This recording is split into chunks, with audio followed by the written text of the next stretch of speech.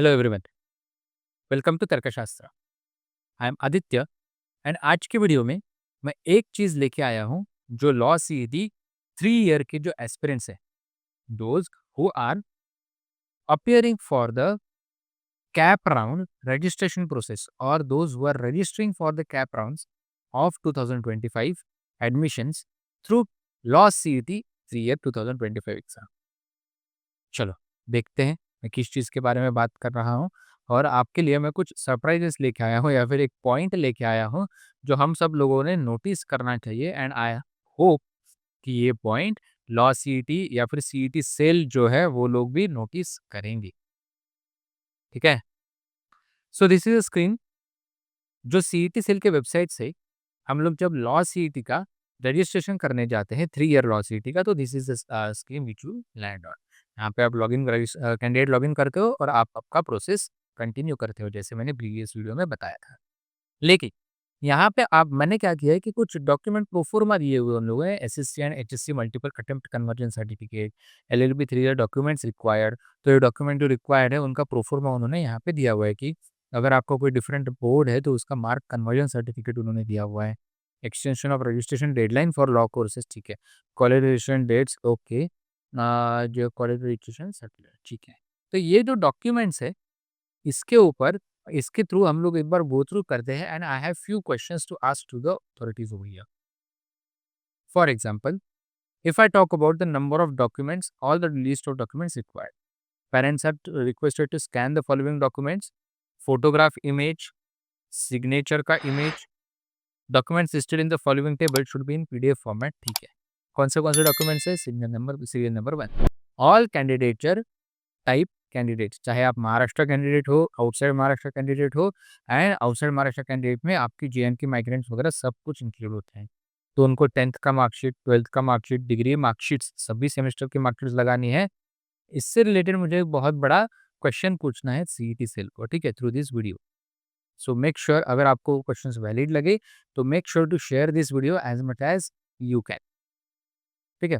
कि degree marksheets के certificates हमें अपलोड करने हैं, ऑनलाइन सीईटी एप्लीकेशन फॉर्म जो आपने फिलअप किया था वो अपलोड करना है, स्कोर कार्ड आपका जो आया है वो अपलोड करना है, डोमिसाइल सर्टिफिकेट अगर है तो सही है, नहीं तो birth certificate mentioning place of birth, other we should be in Maharashtra, otherwise mentioning place of birth, okay, otherwise school leaving certificate mentioning place of birth, otherwise community nativity and date of birth certificate, ठीक। In addition to the above documents, candidates are required to upload the following document depending upon the category and candidate type of the candidate to which they belong. अगर आप Maharashtra type A के candidate हो तो आपको इनमें से कोई तो भी एक सर्टिफिकेट अटैच करना पड़ेगा। अगर टाइप बी के हो तो ये लगेगा, टाइप सी के हो तो ये इनमें से एक लगेगा, टाइप डी के हो तो इनमें से एक लगेगा, टाइप ई के हो तो आपको इन दोनों में से दोनों सर्टिफिकेट्स ये लगेंगे, करेक्ट। बैकवर्ड क्लास में से हो आप, बिलोंगिंग टू एससी और ST from Maharashtra state only, ठीक है, तो आपको caste certificate and cast validity certificate लगेगा। अगर आप ओबीसी, वीजे, एनटी, एसबीसी, एसडीबीसी से हो तो आपको cast validity, caste certificate and इसके साथ नॉन क्रीमिलियर भी लगेगा। अगर आप पॉइंट नंबर 8 में कोई भी कैटेगरी से हो लेकिन आपके पास अगर non creamy layer certificate valid up to 31 March 2025 नहीं है तो आप जनरल कैटेगरी में कंसीडर किए जाते हो, ठीक है। देन ईडब्ल्यूएस सर्टिफिकेट लगेगा आपको अगर आपने कैटेगरी के लिए अप्लाई किया है। एक्स सर्विसमैन के लिए आपको उसके रिलेवेंट सर्टिफिकेट्स अपलोड करने पड़ेंगे, correct. So this is a proper list of documents uploaded on CET website, okay.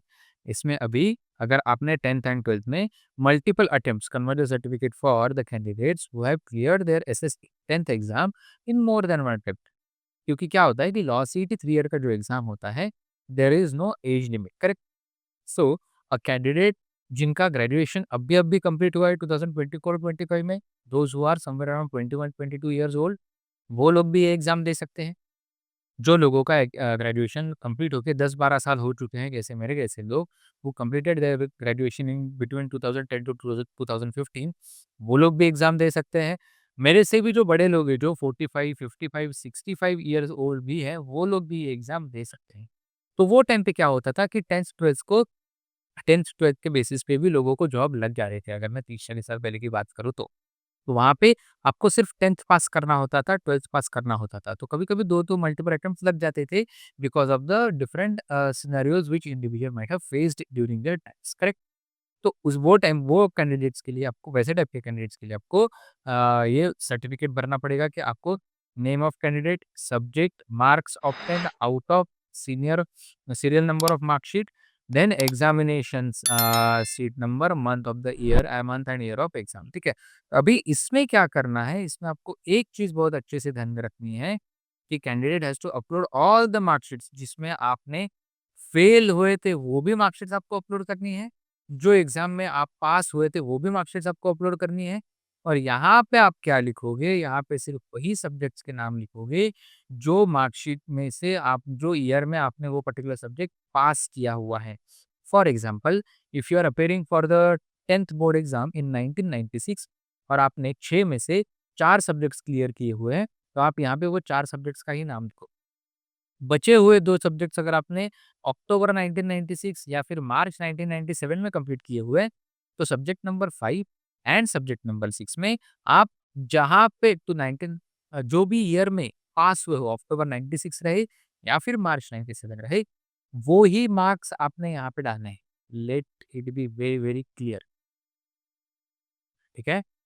अगर आपने 3 अटेम्प्ट्स लिए हुए हैं और उसमें आपने टोटल मिला के 6 सब्जेक्ट्स या 8 सब्जेक्ट्स पास किए हुए हैं, तो सिर्फ़ 8 ही सब्जेक्ट्स के मार्क लिखना है, ठीक है? अगर आपने जो सब्जेक्ट फेल हुए उसके भी मार्क लिखे तो ये कंसिडर नहीं किया जाएगा that will be the incorrect information, correct? Similarly अगर आपने 12th में भी मल्टीपल अटेम्प्ट्स लिए हुए हैं, तो जो-जो सब्जेक्ट्स में आप जहाँ जब-जब वो पर्टिकुलर सब्जेक्ट में आप पास हुए हो, सिर्फ़ वही मार्क्स आपने यहाँ पे लिखने हैं। फिर यहाँ पे grand total obviously and mark percentage of marks of 10 आप माइनरी भी कन्वर्ट करके लगा सकते हैं। सिमिलरली जो स्टूडेंट्स ने 10th 12th CBSE, I C I CISCE CBSE, CISCE, IGCSE et cetera IB board से वगैरह क्लियर किया हुआ है, तो आपको मार्कशीट भी जोड़ना पड़ेगा, जहाँ पे आपको ये ग्रेड्स दिए होते हैं। उसके साथ-साथ आपको यहाँ पे कन्वर्जन सर्टिफिकेट भी जोड़ना पड़ेगा। उन्होंने यहाँ पे एग्ज़ाम्पल के तौर पे एक स्टूडेंट का marksheet and conversion certificate attach किया हुआ है। ठीक है? अभी आते हैं मेन मुद्दे पे conversion certificate for the graduates जो यहाँ पे सीईटी सेल ने बहुत बड़ा ब्लंडर किया हुआ है मेरे हिसाब से कि what they have given the और considered is everyone who is appearing for law CET 3 year exam has completed his or her graduation which is only of 3 years or 6 semesters क्योंकि आप जब कन्वर्जन सर्टिफिकेट लगाते हो semester pattern का तो 6 ही semester का उन्होंने स्लॉट दिया हुआ है ऑप्शन भी नहीं दिया है बाकी ऐड करने का ठीक है? अगर मेरे जैसा कोई जिसने इंजीनियरिंग किया हुआ है, उसको अगर लॉ करने की इच्छा हो गई या फिर लॉ करने का इंटरेस्ट आ गया, तो मैं यहाँ पे ये सर्टिफिकेट अपलोड ही नहीं कर सकता। So what is the solution the CET will have? This is a question which I have to ask them, ठीक है? यहाँ पे फिर से ऑब्वियसली मतलब वही पैटर्न उन्होंने फॉलो किया हुआ है कि अगर 3 साल का ही ग्रेजुएशन है, तो क्या 4 साल का ग्रेजुएशन जिनका फार्मेसी हुआ है, जिनका एग्री हुआ है ग्रेजुएशन, जिनका फूड टेक्नोलॉजी में ग्रेजुएशन हुआ है, जिनका इंजीनियरिंग में ग्रेजुएशन हुआ है, जिनके जो लोग डॉक्टर हैं, 4 से ज़्यादा साल लगते हैं उनको, क्या वो लोग लॉयर बन ही नहीं सकते कभी लाइफ में? ऐसा नहीं है, you can become the lawyer. यहाँ पे उन्होंने फॉर्म्स नहीं अटैच किए हुए या फिर उन्होंने वहाँ पे ऑप्शंस नहीं दिए हुए, ठीक है? ओके। पोस्ट ग्रेजुएशन में भी आप देखोगे तो यहाँ पे 4 सेमेस्टर एंड 2 ईयर का डेटा उन्होंने दिया हुआ है। So this is what is CET cell offering you on their portal, ठीक है? तो अगर आपको ये डॉक्यूमेंट से रिलेटेड कोई डाउट्स हैं, तो आप नीचे कमेंट सेक्शन में आपके डाउट्स ऐड कर सकते हो, ठीक है? I will keep coming up with the solutions as soon as possible. Okay guys, that's it from my side. All the best. Ji.